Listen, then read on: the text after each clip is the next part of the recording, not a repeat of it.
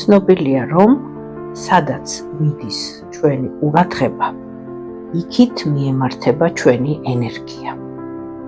დღეს ჩვენს ქვეყანაში საკმაოდ რთული სიტუაციაა და ძირითადად ჩვენი ყურადღება მიპყრობილია რაღაც ჭყუბისკენ, გინებისკენ, გაუტანლობისკენ, რაღაცა პროტესტისკენ, მიუღებლობისკენ, შეუწყნარებლობისკენ, ერთმანეთის ლანძღვისკენ. აუცილებელია, რომ ჩვენ წარმოვიდგინოთ აი ამის ნაცვლად რა გვინდა მომავალში, როგორი ქვეყანა გვინდა.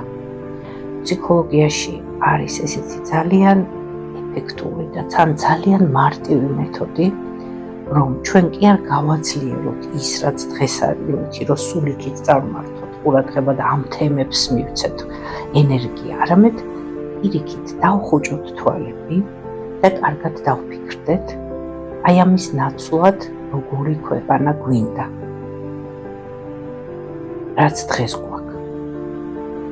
გვინდა, აი შეიძლება ეხლაც ამ წუთას ვინც ისმენს, დახუჭეთ თვალები და წარმოვიდგინოთ ქვეყანა, სადაც არის სიყვარული, ღირსების გრძნობა, ურთიერთპატივისცემა, მადლიერება, შემწყნარებლობა,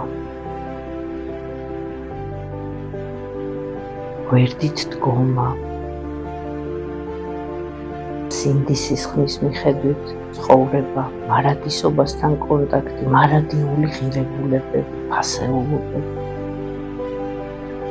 კეთილდღეობა, სიმდიდრე, სიკეთე, სიუხვე, ბარაქა,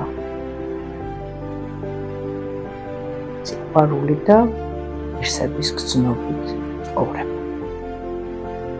მე ყოველდღე ვაკეთებ ამ სავარჯიშოს, წარმოვიდგენ ჩემ ქვეყანაში უკვე რო არის ასეთი კეთილდღეობა, სიუხვე, სიყვარული, ასეთი ურთიერთობები, გაგება, მოსმენა ერთმანეთის, ეს ძალიან მნიშვნელოვანია, მოსმენა ერთმანეთის, პატივისცემა, თან ბევრი დრო არ ჭირდება, ყველას შეუძლია ეს გააკეთოს, იმ ადამიანსაც, ვინც ვერ გადის სახლიდან, რომ აქეთკენ წარმართოთ ჩვენი ენერგია და სადაც სწავა ჩვენი ყურადღება, იმ თემებს მივცემთ ენერგიას და მომავალში იმას გავაძლიერებთ ჩვენს ქვეყანაში.